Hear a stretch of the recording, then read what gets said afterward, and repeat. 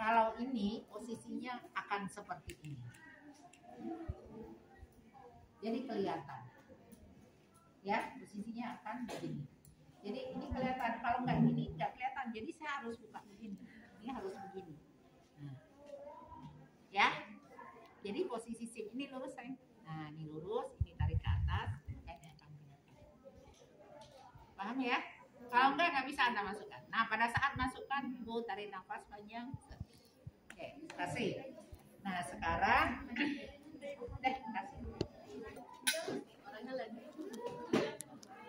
Jangan lupa pengalas ya. Dan selimut ekstra. Ya, selimut ekstra jangan lupa. Jadi waktu Anda nyiapkan untuk pemberian ini, gunakan selimut ekstra. Teknik memasang selimut ekstra jangan lupa.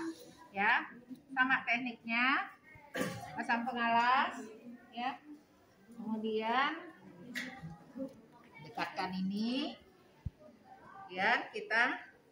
Ibu, saya akan masukkan cairan ke dalam lubang anus Ibu. Tarik nafas panjang ya. Nanti kalau terasa mules, ini kan kolak ya. Kalau terasa mules tahan dulu. Nah, biasa kita udah siapkan pispot 2 buah. Ya. Nah, ini kan untuk merangsang. Ya, saya masukkan, tarik nafas panjang, Bu. Nah, ini pakai lumayan ini dulu. Ya.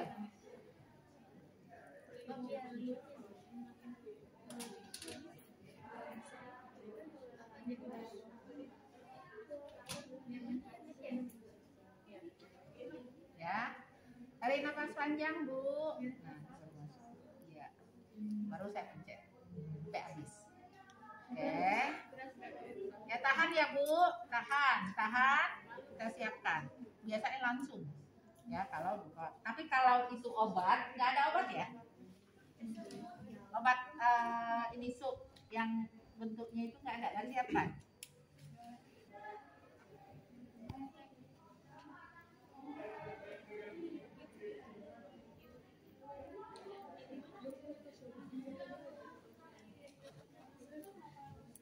Nah, jadi langsung kita pencet gini. Nah, betul. Ya. Tarik nafas panjang, Bu. Masukinnya begini. Ya. Tarik nafas panjang. Terus kita tahan dulu sebentar. Tahan sampai dia ini, ya, udah masuk. Tahan ya, Bu ya. Tahan dulu sebentar begini. Tangan kita gini dulu. Tahan gini dulu sebentar. Enggak keluar lagi. Udah, oke.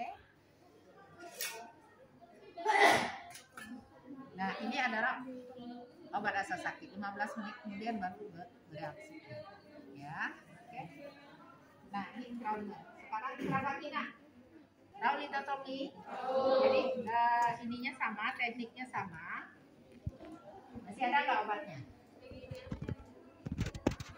Nah, posisinya sama, litotomi tekniknya sama.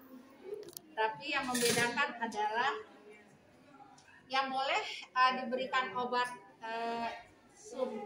vagina sub adalah pada wanita yang sudah menikah.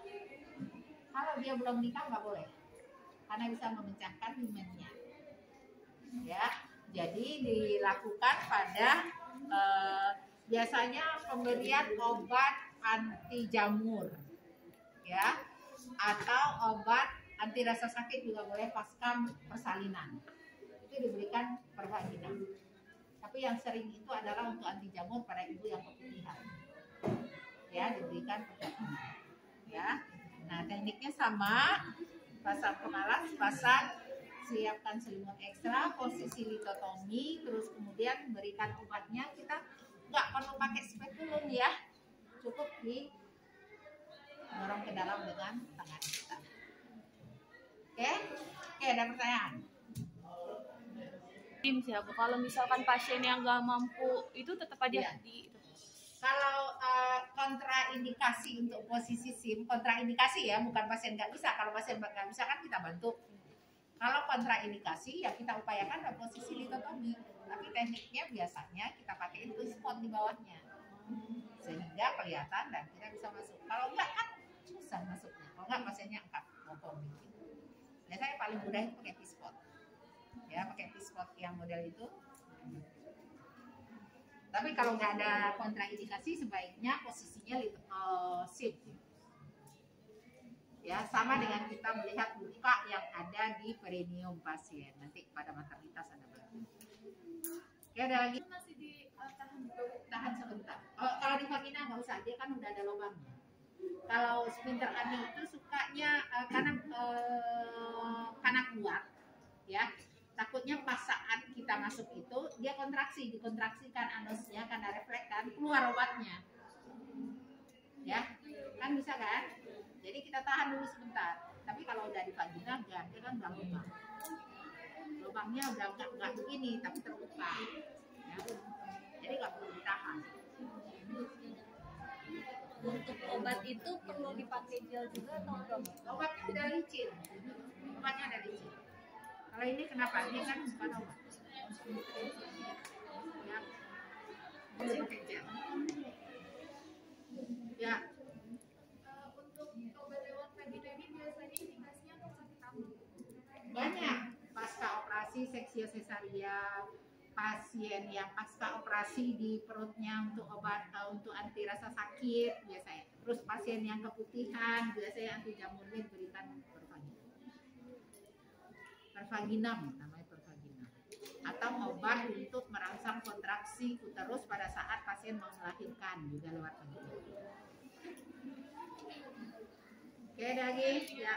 Jadi yang saat itu tahan dulu ya supaya si obatnya benar-benar. Anus ya, di anus ya, tahan sebentar. Itu gimana caranya kita tahu kalau si obatnya itu udah benar-benar masuk? Ya nggak keluar. Kan kadang kan ada ini bro, kalau misalnya kita kan ada refleks itu kan kalau ada benda asing otomatis mau Dia itu, makanya ditahan sebentar. Gitu. Nah, kalau udah nggak keluar, udah tinggal. Nggak perlu setengah jam juga. Ya, oke.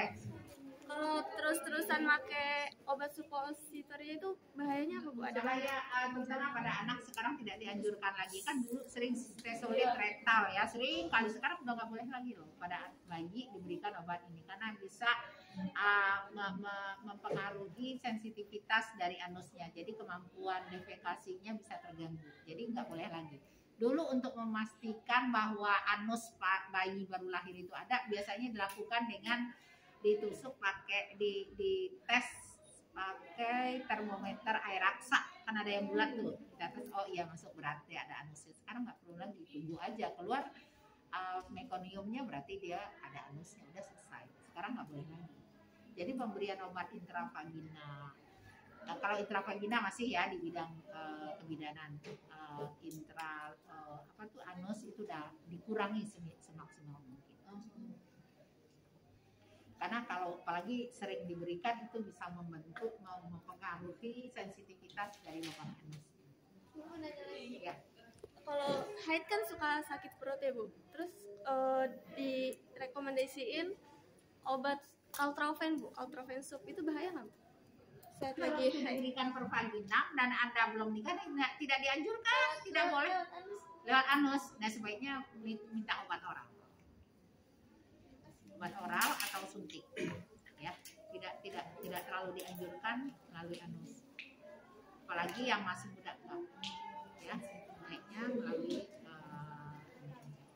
sebenarnya itu untuk mempercepat proses penyerapan dari obat, karena di anus itu pembuluh darahnya kan banyak sekali, vagina pembuluh darahnya banyak sekali, itu hanya mempercepat proses aja. Tapi kalau selama masih ada oral, minta oral lagi, ya. Oke, ada lagi. Karena itu sudah termasuk tindakan invasif. Yang disebut tindakan invasif adalah memberikan obat pada lumen, pada lubang, pada rongga. Itu tindakan invasif. Jadi kalau Anda sering minum obat anus itu bisa menghilangkan sensitivitas. Oke, ada lagi?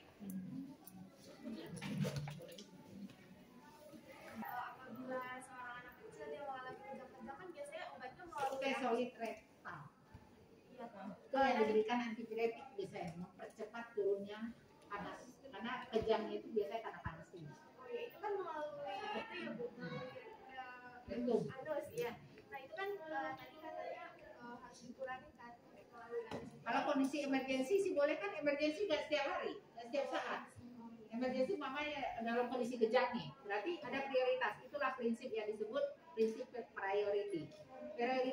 sama menyelamatkan. Bahkan pasien dengan fraktur tulang iga, henti jantung. Jangan diresusitasi karena dia fraktur. Pertahankan frakturnya apa nyawanya? Kan gitu. Jadi ada priority. Saat itu apa? Sedang menyelamatkan pasien.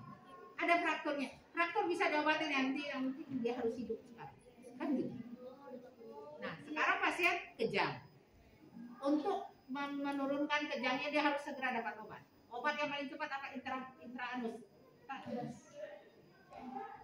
Besok kejang lagi, intraanus lagi. Nah, setelah itu diedukasi bagaimana mencegah supaya jangan kejang. Kalau panasnya udah tinggi harus segera diturunkan. Berarti dia ambang panasnya terbatas. Makanya yang disebut kejang demam adalah anak yang kejang di bawah usia 6 tahun. Ya, kalau dia panas tinggi kejang, berarti ambang panasnya sangat rendah. Dia nggak tahan dengan panas tinggi. Oleh karena itu, begitu dia panasnya naik 38 harus segera turun panas berikan. Jangan tunggu kejang dulu. Kalau tunggu kejang berarti harus diberikan obat stesolid rektal namanya, stesolid rektal. Bening kertas. Nah, kayak gini nih. Ini bening kuning. Ya. Masukkan. Ya, gitu. Tetes telinga pada pasien dengan infeksi liang telinga. Bagaimana memberikan obat tetes mata pada pasien infeksi pada mata? Tekniknya sebenarnya belajar di sini, tapi penggunaannya nanti di KMB. Cara memberikan obat tetes hidung, bukan begini memberikannya gitu. Buat tetes telinga bukan begini, ada tekniknya. Telinga ditarik ke belakang, ke bawah atau ke atas itu ada. Pada anak kecil ke bawah, ke atas, ada pada orang dewasa ke bawah. Tarik telinganya. Itu tekniknya belajarnya di sini. Ada belajar aja sendiri. Terus kemudian membersihkan luka, belajar di KMB nanti bagaimana teknik perawatan luka. Tapi kalau obat topikal umpamanya luka di sini gimana sih bersihinnya? Pakai cotton bud. Cotton budnya bagaimana tekniknya dari tengah ke luar. Nggak boleh gitu. Dari tengah muter keluar, buang. Masih kurang, ambil lagi yang baru. Jadi gunakan lidi kapas yang macam itu. Itu untuk memberikan obat topikal. Tapi kalau perawatan luka beda lagi, ya beda. Ini obat topikal. Ada lagi obat yang diberikan di bawah lidah. Contohnya untuk pasien yang mengalami nyeri dada, diberikan namanya adalat. Adalat itu adalah obat yang diberikan di bawah lidah. Jangan disuruh telan nama pasiennya. Ada tujuannya. Kenapa di bawah lidah? Karena obat ini mungkin nggak tahan dengan asam lambung. Kalau dia bercampur dengan asam lambung, efeknya berkurang. Paham nggak? Ya, demikian juga obat Milanta umpamanya atau obat apa tuh Promak. Disuruh kunyah ya kunyah, jangan ditelan dulu. Kalau Anda telan, berarti reaksi obatnya akan kurang karena udah bercampur dengan asam lambung. Ya, gitu. Ada intravokal yang taruh di ini mulut, ya. Tujuannya umpamanya untuk mengatasi sariawan. Kita taruhnya di situ, jangan ditelan. Ya, gitu. Contohnya gini, karena orang awam kali ya, dia harus diinfus. Kenapa nggak diminum aja itu cairan infus gitu ya? Kan sama juga, beda. Rupanya ada obat tertentu, cairan tertentu kalau udah bercampur dengan cairan lambung, efeknya berkurang. Nggak semuanya diserap jadinya. Contohnya kita berikan NaCl, isinya elektrolit kan? Isinya elektrolit. Elektrolit di tubuh kita kan diserapnya di mana? Di usus besar. Untuk sampai ke usus besar itu kan panjang sekali perjalanannya. Di lambung, usus kecil mutar berpuluh-puluh meter baru sampai ke usus besar. Udah nggak ada lagi. Jadi orang awam mungkin biar anaknya lahirnya lancar, minum itu minyak. Emang minyak dari mulut langsung ke vagina? Ya enggak. Ya enggak. Yang ada juga kolesterolnya naik. Kalau di masyarakat kan gitu ya. Biar anak lancar minum air minyak kelapa yang dibikin ya percuma.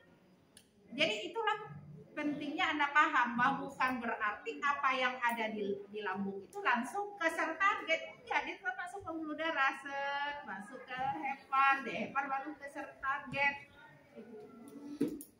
Jadi kalau ada anak bilang jangan makan pedas nanti bayinya mencret, lah mau hubungannya yang mencret juga ibunya kan bukan bayinya, ya kan? Karena ibunya mencret nggak bersih, netein bayinya mencret, gitu kan? Bukan dari lambung ibunya langsung ke ASI. Nah itu pentingnya Anda paham bagaimana mekanisme pencernaan obat dan pencernaan makanan. Jadi kalau menanggapi hal-hal kayak gitu di masyarakat, Anda bisa menjelaskan. Karena banyak sekali hal-hal yang, nah contoh satu lagi, ada ibu punya bayi, dia tahu bayi saya jangan sampai minum obat, bayinya panas, infeksi, dikasih obat oleh puskesmas, dialah yang minum tuh obat. Loh, ibu obatnya diminumin nggak? Anaknya 3 hari panas nggak minum bu, obatnya udah habis. Tapi kok nggak turun nih panasnya? Yang minum obat saya. Obat ibunya. Dengan persepsi dari mulut ibunya langsung ke sini. Ya. Ya, kalau udah ada dosisnya sangat kecil sekali. Yang sehat itu, yang turun panasnya itu. Ya, jadi kayak gitu. Anda bisa ketawa. Begitu Anda ketemu di puskesmas, iya itu masih terjadi. Saking takutnya ibu ngasih obat ke bayi, dia yang minum obat. Ya. Oke, ada pertanyaan lagi?